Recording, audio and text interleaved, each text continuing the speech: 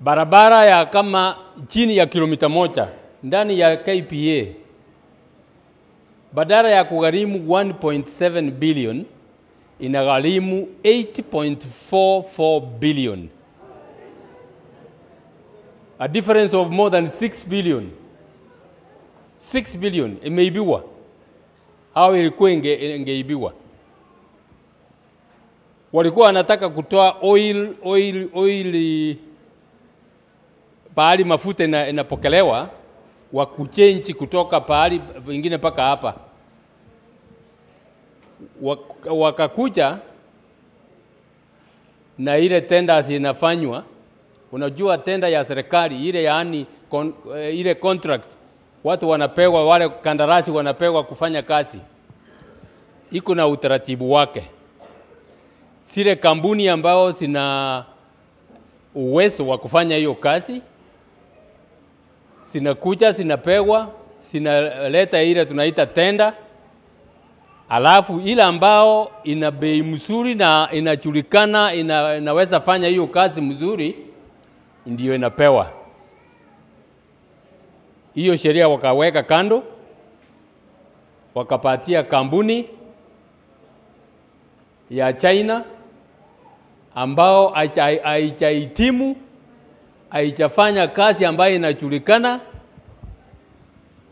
na kama ingeendelea kama sio hiyo upepesi hiyo imetoa, kama ingeendelea tungepoteza mabilioni, more than 10 billion shillings. Alafu mnajiuliza kwa nini watoto hawaendi shule? Kwa nini dawa hakuna kwa hospitalini? Mnaona pahali pesa naenda? Hii yote ni pesa inaenda kwa mifuko ya watu. Hiyo muhuri ya serikali inatakikana kukaa kwa ofisi ya Attorney General. Ofisi ya Attorney General. Na wakati inawekwa kwa maandishi yoyote kama contract, kama ile contract, Attorney General mwenyewe anatakikana kuwa huko. Kwa nini? Attorney General ndio sheria mkuu, mwanasheria mkuu wa serikali.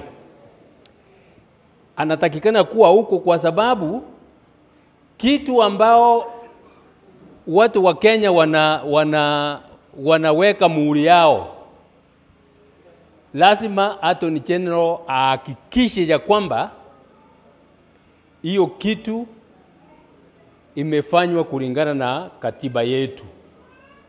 Mnanielewa? Kwanza kabisa imefanywa kulingana na katiba. Imefanywa kulingana na sheria ambao inatakikana. That is why Attorney General anatakikana kuwa huko. Hiyo ni kusema ya kwamba kabla muhuri ichawekwa kwa kitu chochote serikali ya Kenya inafanya, Attorney General anatakikana kukisoma kwa makini, ahakikishe iko sawa.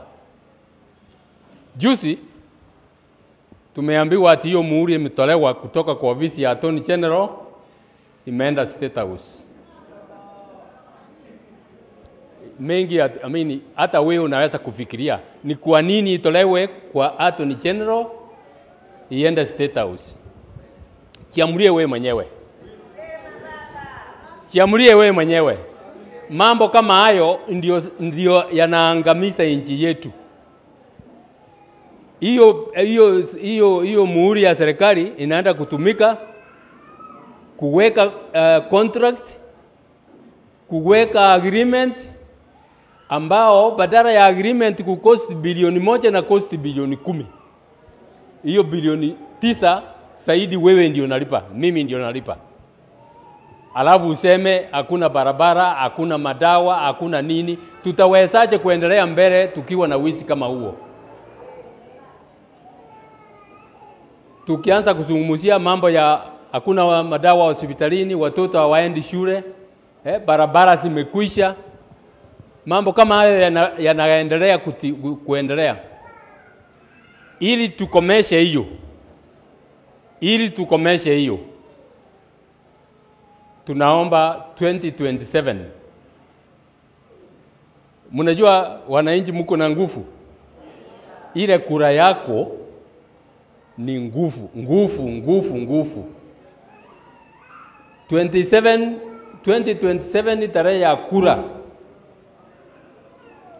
munaweka kila kitu kando. Kila kitu kando. Kama ni kusimama kwa laini kwa siku yote mzima, usimame kwa sababu unataka change. Unataka mabadilisho. Nataka kuhakikishia ya kwamba mkifanya hiyo mabadiliko, munipatie mamlaka, hiyo ufisadi itakuisha.